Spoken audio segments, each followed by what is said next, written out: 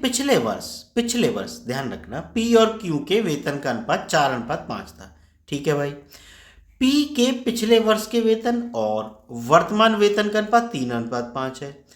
Q के पिछले वर्ष के वेतन और वर्तमान वेतन का अनुपात 2:3 है। यदि वर्तमान में उनका कुल वेतन कितना है 6800 रुपये हो तो क्यू का वेतन ज्ञात कीजिए। ठीक है, बहुत अच्छा क्वेश्चन पूछा है, बहुत ध्यान से देखना। ठीक है बच्चों, देखो एक्चुअल में होता क्या है ना कि अगर हमारा बेस मजबूत ना हो तो फिर हम गलतियां करते हैं।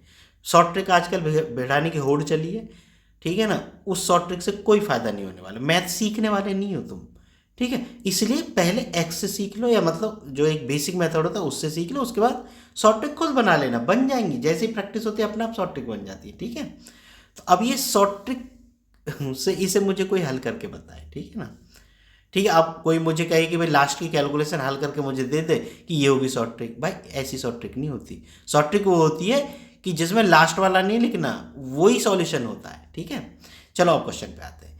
पी और क्यू अनुपात कितना है 4:5 पिछले साल का है ना, ये पिछले साल है, ध्यान रखना पिछले साल। मान लेते हैं इनकी पिछले साल आई थी 4x और 5x।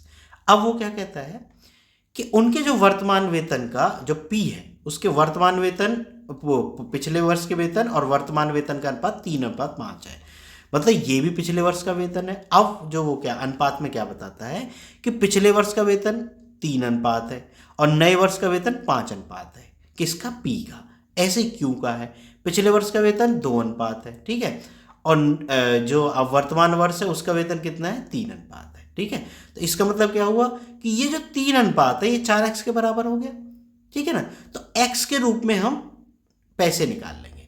भाई पिछले वर्ष का 3:5 है और उसका मान कितना है 4x, इसका मतलब 3 का मान कितना है 4x, 1 का मान कितना हो जाएगा, 1 अनुपात का मान 4x/3। तो ऐसे ही जो वर्तमान वेतन है वो 5 अनुपात है, तो 5 अनुपात का मान कितना हो गया 4x/3 × 5। तो भाई ये तो आ गया पी का वर्तमान वेतन। ठीक है, क्यू पे आते हैं, ऐसे क्यू का कर लो। क्यू का क्या हो जाएगा भाई, 2 जो अनुपात है उसका मान कितना है 5x है। भाई देखो ये भी पिछले वर्ष का वेतन है, ये भी पिछले वर्ष का वेतन है, तो 2 अनुपात बराबर हो जाएगा 5x। 1 अनुपात बराबर कितना हो गया 5x/2। ठीक है, तो 3 अनुपात अब वर्तमान में है ना, तो 3 अनुपात बराबर कितना हो गया 5x/2 × 3। मतलब x में अब हमने दोनों की वर्तमान वैल्यू निकाल ली, हमारा काम आसान हो गया। अब क्या है, देखो ये है पी की जो अभी वर्तमान वेतन है ना, और ये क्यू का वर्तमान वेतन है, दोनों का अनुपात निकाल लो। ठीक है, दोनों का निकाल दो, पी और क्यू का अनुपात बटे 2। अनुपात का हम यहाँ सहारा लेंगे। ठीक, 5 से 5 कट गया और x से x कट गया। ठीक है ना भाई, दोनों चीजें यहाँ कट गई थी, 5 से 5 कट जाएगा, x से x। ठीक है, x का काम खत्म हुआ। अब देखो इस ऐसा करो, इस 2 की इधर गुना और इस 3 की इधर, है ना, तो ये कितना हो गया 2 चौक 8 अनुपात 9। मतलब p का मान 8 है और q का मान कितना है 9 है। अब वो क्या कहता है कि इनका वर्तमान वेतन जो है ना वो 6800 रुपये है। ठीक है भाई, तो q का वेतन कितना होगा भाई, तो कुल वेतन दोनों का कितना है 6800।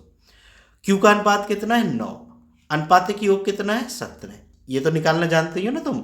मान लो कोई कुल मान तुम्हें दिया हो और अनुपात दिए हो 2, तो तुम उनसे वैल्यू निकाल सकते हो ना भाई, कुल मान गुना जिसका अनुपात पूछा है उसका अनुपात बटे अनुपात की योग। 17 चौका 68, 40 बार 4 नाम 36। ठीक है, तो ये कितना आ गया 3600 रुपये।